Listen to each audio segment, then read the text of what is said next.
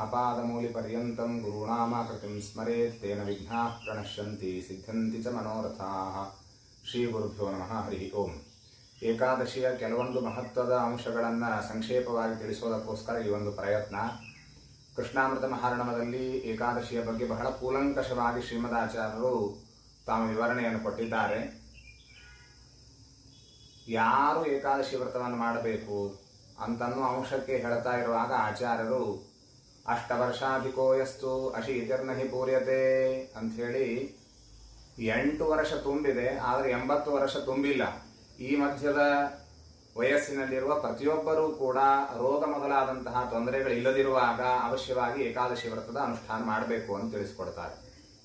ಜೊತೆಗೆ ಈ ವ್ರತವನ್ನ ಬ್ರಾಹ್ಮಣರೇ ಮಾಡಬೇಕು, ಕ್ಷತ್ರಿಯರೇ ಮಾಡಬೇಕು, ಮದುವೆಯಾದವರೇ ಮಾಡಬೇಕು, ಬ್ರಹ್ಮಚಾರಿಗಳೇ ಮಾಡಬೇಕು ಅಂತನ್ನುವಂತಹ ಯಾವ ನಿರ್ಬಂಧ ಇರುವುದಿಲ್ಲ. ಯಾವುದೇ ವರ್ಣದವರಾಗಿರಬಹುದು, ಯಾವುದೇ ಆಶ್ರಮದವರಾಗಿರಬಹುದು, ಎಲ್ಲರಿಗೂ ಕೂಡ ಏಕಾದಶಿ ವ್ರತ ಅವಶ್ಯವಾಗಿ ಅನುಷ್ಠೇಯವಾಗಿದೆ. ಎರಡನೇ ಅಂಶ ತಿಳಿಯೋದಾದರೆ, ಈಗ ವಿಷ್ಣು ಪಂಚಕ, ಭೀಷ್ಮ ಪಂಚಕ ಕೆಲವರು ಮಾಡ್ತಾರೆ, ಕೆಲವರು ಬಿಡುತ್ತಾರೆ. ಹಾಗೆ ಏಕಾದಶಿ ವ್ರತವನ್ನು ಕೂಡ ನಾವು ಆಪ್ಷನಲ್ ಆಗಿ ತೆಗೆದುಕೊಂಡು ಅನುಕೂಲ ಇದ್ದಾಗ ಮಾಡೋದು, ಬೇಡವಾದಾಗ ಬಿಡಬಹುದು, ಹೀಗೇನಾದರೂ ವ್ಯವಸ್ಥೆ ಇದೆಯಾ ಅಂತಂದ್ರೆ ಆಚಾರ್ಯರು ಇದು ಅತ್ಯಂತ ಕಡ್ಡಾಯವಾದಂತಹ ವ್ರತ ಅಂತ ತಿಳಿಸಿಕೊಟ್ಟಿದ್ದಾರೆ. ವರಾಹ ಪುರಾಣದ ಮಾತನ್ನು ಉಲ್ಲೇಖ ಮಾಡುತ್ತಾ ಇರುವಾಗ ಆಚಾರ್ಯ ಹೇಳ್ತಾರೆ, ಏಕಾದಶಿಯ ದಿವಸ ಸರ್ವಥಾ ಏನೂ ಸ್ವೀಕಾರ ಮಾಡಲಿಕ್ಕಿಲ್ಲ. ಅದರಲ್ಲಿ ವಿಶೇಷವಾಗಿ ಅನ್ನವನ್ನ ಸ್ವೀಕಾರ ಮಾಡಬಾರದು. ಅನ್ನ ತಾವು ಉಣಬಾರದು. ನ ದಾತವ್ಯಂ ನ ಭೋಕ್ತವ್ಯಂ ನ ಘ್ರಾತವ್ಯಂ ವಿಶೇಷತಃ. ಅನ್ನವನ್ನ ತಿನ್ಲಿಕ್ಕೆ ಬರೋದಿಲ್ಲ, ಅನ್ನ ದಾನ ಮಾಡ್ಲಿಕ್ಕೆ ಬರೋದಿಲ್ಲ, ಅನ್ನದ ವಾಸನೆಯನ್ನು ಕೂಡ ನೋಡ್ಲಿಕ್ಕೆ ಬರೋದಿಲ್ಲ. ಸರ್ವಥಾ ನಾನ್ನಮಶ್ನೀಯಾತ್ ನಿಯಮಾಣೋಪಿ ವೈಷ್ಣವ. ಯಾವ ಎಕ್ಸ್ಟೆಂಟಿಗೆ ಶ್ರೀಮದಾಚಾರ್ಯ ಹೋಗ್ತಾರೆ ಅಂತಂದ್ರೆ, ಸಾಯುವ ಅವಸ್ಥೆ ಬಂದರೂ ಕೂಡ ಅನ್ನವನ್ನು ಉಣಬೇಡಿ. ಅತ್ಯಂತ ಆಪತ್ತು ಬಂತು ಅನ್ನೋದಕ್ಕಾಗಿ ನಾನು ಅನ್ನ ಉಂಡಿದ್ದೀನಿ ಅಂತಂದ್ರೆ ಅದಕ್ಕೆ ಭಗವಂತ ಹೇಳ್ತಾನಂತೆ, ತಸ್ಯಾಪರಾಧಂ ನ ಸಹೇ ಲಕ್ಷ್ಮ್ಯಾದಿ ಪ್ರಾರ್ಥಿತೋಪಿ ಸನ್. ಯಾರು ಏಕಾದಶಿಯ ದಿನ ತಾವು ಅನ್ನಾದಿಗಳನ್ನು ತಿಂದಿರ್ತಾರೆ ಅವರ ಅಪರಾಧವನ್ನ ನಾನು ಸಹನೆ ಮಾಡೋದಿಲ್ಲ. ಲಕ್ಷ್ಮೀ ಬ್ರಹ್ಮಾದಿ ದೇವತೆಗಳು ಬಂದು ಅವರ ಪರವಾಗಿ ತಾವು ಪ್ರಾರ್ಥನೆಯನ್ನು ಮಾಡಿದರೂ ಕೂಡ ನಾನು ಅದನ್ನು ಕೇಳೋದಿಲ್ಲ ಅಂತ ದೇವರು ಹೇಳ್ತಾನಂತೆ. ಹೀಗಾಗಿ ಏಕಾದಶಿಯ ವ್ರತ ಅತ್ಯಂತ ಕಡ್ಡಾಯವಾದಂತಹ ವ್ರತ. ಆಚಾರ್ಯರು ಮತ್ತೊಂದು ಶ್ಲೋಕದಲ್ಲಿ ಹೇಳ್ತಾ ಇರುವಾಗ ಹೇಳ್ತಾರೆ, ಯಾವ ರೀತಿಯಾಗಿ ಕಳ್ಳ ಅವನನ್ನು ನಿಗ್ರಹ ಮಾಡಬೇಕೋ, ಅವನನ್ನು ಹಿಡಿದು ಜೈಲೊಳಗೆ ಹಾಕಬೇಕೋ, ಹಾಗಿದ್ದ ಹಾಗೆ ನಮ್ಮ ಸಂಬಂಧಿಕರೇ ಆಗಿದ್ದರು, ತಂದೆ ತಾಯಿ ಅಣ್ಣ ತಮ್ಮ ಯಾರೇ ಆಗಿದ್ರು, ಯಾರು ಏಕಾದಶಿ ವ್ರತವನ್ನು ಮಾಡೋದಿಲ್ಲ ಅವರನ್ನ ನಿಗ್ರಹ ಮಾಡ್ರಿ ಅಂತ ಈ ರೀತಿಯಾಗಿ ಹೇಳ್ತಾರೆ. ಆಚಾರ ಅಂತಾರೆ, ರಟಂತಿ ಪುರಾಣಾನಿ ಭೂಯೋ ಭೂಯೋ ವರಾನನೇ.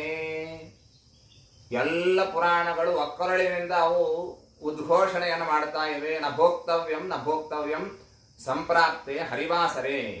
ಏಕಾದಶಿಯ ದಿವಸ ಒದಗಿ ಬಂದಾಗ ಸರ್ವಥಾ ಏನು ತಿನ್ನಬಾರದು ಅಂತ. ಹೀಗ ಈ ಎಲ್ಲ ಮಾತುಗಳಿಂದ ನಮಗೆ ತಿಳಿದು ಬರೋದೇನು ಅಂತಂದ್ರೆ, ಏಕಾದಶಿ ವ್ರತ ಇದು ಕಡ್ಡಾಯವಾದಂತಹ ವ್ರತ. ಇದರೊಳಗೆ ಯಾವುದೇ ವಿಧವಾದಂತಹ ರಿಯಾಯಿತಿ ಸರ್ವಥಾ ಇರೋದಿಲ್ಲ. ಅವಶ್ಯವಾಗಿ ಎಲ್ಲರೂ ಇದನ್ನ ಅನುಷ್ಠಾನ ಮಾಡಬೇಕು.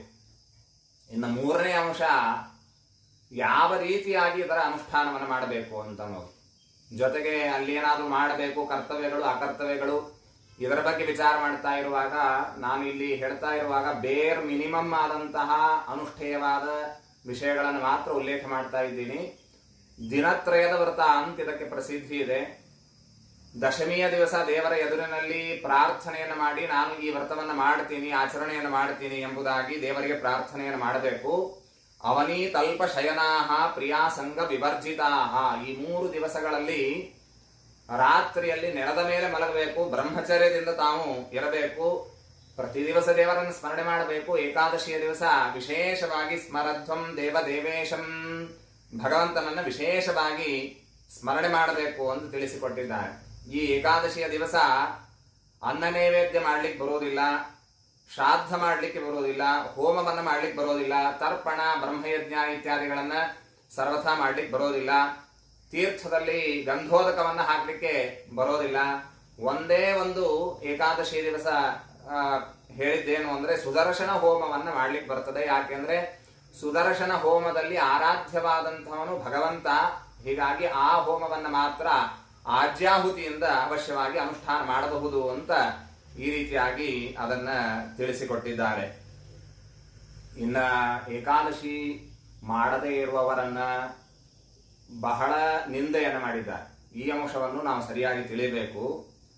ಯಾರು ಏಕಾದಶಿವನ್ನ ಮಾಡೋದಿಲ್ವೋ ಸಬ್ರಹ್ಮ ಸ ಗೋಘ್ನಶ್ಚ, ಬ್ರಹ್ಮಹತ್ಯ ಮಾಡಿದ ದೋಷ, ಗೋವನ್ನು ಕೊಂದಂತಹ ದೋಷ, ಕಳತನ ಮಾಡಿದ್ದು, ಗುರುತಲ್ಪಕ, ಏಕಾದಶ್ಯಾಂ ಹಿ ಭುಂಜಾನಃ ಪಕ್ಷಯೋರುಭಯೋರಪಿ. ಏಕಾದಶಿ ತಿನ್ನೋದನ್ನ ಬಿಟ್ಟು ಅಕಸ್ಮಾತ್ತಾಗಿ ಬೇರೆ ಏನಾದರೂ ಮಾಡ್ತಿದ್ರೆ ನೀವು ಗೋಮಾಂಸ ಭಕ್ಷಣೆ ಮಾಡಿದ್ರು ಚಿಂತೆ ಇಲ್ಲ, ಮಾತ್ರಗಮನ ಮಾಡಿದ್ರು ಚಿಂತೆ ಇಲ್ಲ, ಏಕಾದಶಿ ಮಾತ್ರ ಏನು ತಿನ್ನಬೇಡ್ರಿ ಅಂತಂತಾರೆ ಆಚಾರ್ಯರು. ಯಾರು ಏಕಾದಶಿ ವ್ರತವನ್ನ ಮಾಡೋದಿಲ್ಲ ಅಂತಹ ಜನರ ಮುಖ ನೋಡಿದ ಮೇಲೂ ಸೂರ್ಯನನ್ನ ನೋಡ್ರಿ, ಪ್ರಾಯಶ್ಚಿತ್ತಕ್ಕೋಸ್ಕರ ಸೂರ್ಯನನ್ನ ನೋಡ್ರಿ ಅಂತ ತಿಳಿಸಿದ್ದಾರೆ. ಹೀಗಾಗಿ ಏಕಾದಶಿ ದಿವಸ ಸರ್ವಥಾ ಭೋಜನಾದಿಗಳನ್ನ ಮಾಡಬಾರದು ಅಂತ ಬಹಳ ನಿಂದೆಯನ್ನ ಮಾಡಿದ್ದನ್ನು ನಾವು ನೋಡುತ್ತೇವೆ.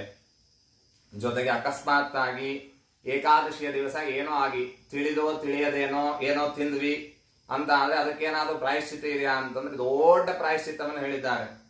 ಅಜ್ಞಾನಾದ್ವಾ ಪ್ರಮಾದಾದ್ವಾ ಯೋನ್ನಮತ್ತಿ ಹರೇರ್ದಿನೇ ನಮಸ್ಕಾರಸ್ಯ ಲಕ್ಷಂ ತತ ಪ್ರಾಯಶ್ಚಿತ್ತಂ ಪ್ರಕೀರ್ತಿತಂ. 1,00,000 ದೇವರಿಗೆ ಪ್ರದಕ್ಷಿಣೆ ನಮಸ್ಕಾರಗಳನ್ನು ಹಾಕಬೇಕು. ಅದಾಗದೆ ಹೋದರೆ ದಶ ಗಾವೋಥವಾ ದೇಯಾಹ, 10 ಗೋದಾನವನ್ನ ಒಂದು ಏಕಾದಶಿ ಬಿಟ್ಟಿದ್ದರ ಪ್ರಾಯಶ್ಚಿತ್ತವಾಗಿ 10 ಗೋದಾನಗಳನ್ನು ಮಾಡಬೇಕು ಅಂತ ಈ ರೀತಿಯಾಗಿ ತಿಳಿಸಿಕೊಡ್ತಾರೆ. ಜೊತೆಗೆ ಏಕಾದಶಿ ಎಷ್ಟು ಮಹತ್ವದ್ದು, ದ್ವಾದಶಿಯ ಪಾರಣಿಯೂ ಕೂಡ ಅಷ್ಟೇ ಮಹತ್ವದ್ದು. ಭಾಗವತದಲ್ಲಿ ಅಂಬರೀಷ ಮಹಾರಾಜನ ಕಥೆಯಲ್ಲಿ ಇದು ಬಹಳ ವಿಸ್ತಾರವಾಗಿ ಬಂದಿದೆ. ಶ್ರೀಮದಾಚಾರ್ಯರು ಏಕಾದಶಿಗೆ ಎಷ್ಟು ಮಹತ್ವವನ್ನು ಕೊಡ್ತಾರೋ ದ್ವಾದಶಿಗೂ ಅಷ್ಟೇ ಮಹತ್ವವನ್ನು ಕೊಟ್ಟಿದ್ದಾರೆ. ಅಲ್ಪ ದ್ವಾದಶಿ ಇತ್ಯಾದಿಗಳಿದ್ದಾಗ ಅಷ್ಟರಲ್ಲೇ ಪಾರಣವನ್ನು ಅವಶ್ಯವಾಗಿ ಮಾಡಲೇಬೇಕು, ಇಲ್ಲದೆ ಹೋದ್ರೆ ಮಾಡಿದ ಏಕಾದಶಿ ವ್ಯರ್ಥವಾಗ್ತದೆ ಅಂತ ಆಚಾರ್ಯ ಹೇಳ್ತಾರೆ. ಹೀಗಾಗಿ ಅಂತಹ ದ್ವಾದಶಿ ವ್ರತವನ್ನು ಕೂಡ ವಿಶೇಷವಾಗಿ ಭಗವಂತನ ಆರಾಧನೆಯನ್ನ ಮಾಡಿ ತಾವು ಪಾರಣವನ್ನು ಮಾಡಬೇಕು ಅಂತ ಆಚಾರ್ಯ ತಿಳಿಸಿಕೊಟ್ಟಿದ್ದಾರೆ. ಇನ್ನ ಕೊನೆಯ ಒಂದು ಅಂಶವನ್ನು ಹೇಳಿ ಮುಕ್ತಾಯ ಮಾಡ್ತೀನಿ.